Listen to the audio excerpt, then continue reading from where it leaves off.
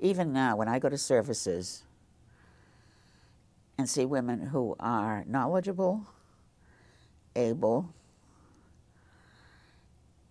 conduct a service, and they're not rabbis necessarily, I still see it as a special event. It isn't. That's a mark of the kinds of changes that have taken place. They really have within, even within the Jewish religious community. It's, or patrilineal descent in the Reform movement. That's a big deal.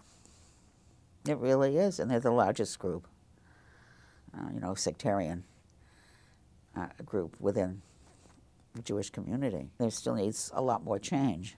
I mean, women rabbis often have to go out to the boondogs to find a pulpit, or rather, otherwise they're assistants, and it takes a long while. And statistically, they become chaplains. They do other things, but it's amazing.